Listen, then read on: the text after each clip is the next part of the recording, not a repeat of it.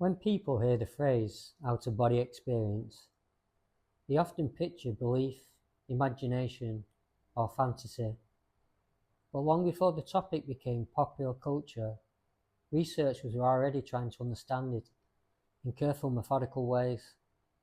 One of them was Robert Crookall, a British geologist who spent decades collecting and analysing reports of what we now call out-of-body experiences, or OBEs, not to prove a belief, but to document a phenomenon. An out-of-body experience is typically described as a state in which a person perceives the world as if from a location outside their physical body, often looking down at themselves or moving through familiar spaces from an unfamiliar viewpoint. In academic terms, it overlaps with autoscopy, literally seeing oneself, though autoscopy is more often used for pathological cases involving double visions or doppelgangers. The modern term out-of-body experience didn't come from mysticism. It was introduced in 1943 by G.N.M. Terrell and later adopted by researchers such as Celia Green, Robert Monroe, and Robert Crookall himself, as a neutral alternative to belief-laden terms like astral projection or spirit travel. Crookall was not trying to sell an experience. He didn't claim everyone could do this, and he didn't reduce people's accounts to fantasy either. Instead, he treated them as case material.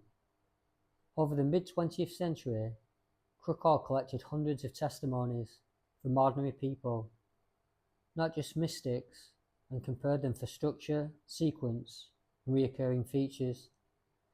These collections became what people now refer to as the Crookall Archives, not a single vault, but a body of published case studies spread across multiple books. Across these reports, certain patterns appeared again and again. People described a sensation of separation or lifting, perceiving their physical body from above, moving through walls or ceilings, observing real locations from impossible angles, and a distinct sense of return back into the body. Crookall believed these repeating features suggested more than random imagination. He proposed the idea of a subtle body, not as a spiritual claim, but as a working hypothesis to explain why experiences followed similar structures across unrelated individuals. But Crookall's conclusions were never universally accepted. Psychologists and neuroscientists point out that OBEs can occur during trauma or medical crisis, near-death experiences, sensory deprivation, sleep disorders and lucid dreaming, dehydration, dissociated states, psychedelic or dissociative substances, and even targeted electrical stimulation of the brain. From this perspective, OBEs are often described as dissociated experiences where perception detaches from the normal body-centered reference point. And statistically, these experiences are not rare. Roughly 1 in 10 people report having at least one OBE in their lifetime, sometimes spontaneous, sometimes repeated. But here's where Crookall's work still matters. Because whatever explanation you favour, neurological, psychological, or something we don't yet fully understand, the experience itself often leads to profound impact. Many people reported lasting changes in how they viewed fear, identity, death, and consciousness.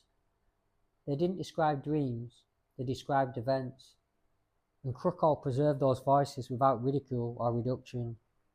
Other researchers followed similar paths. Early investigators like Sylvain Muldoon, Herwood Carrington, Ernesto Bazzano, and Olivia Fox documented comparable experiences decades earlier.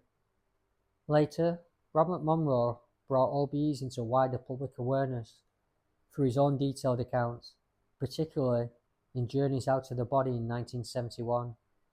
What Crookall did differently was comparison. He didn't focus on one extraordinary case. He focused on patterns across many ordinary people, So what are the Robert Crookall case archives?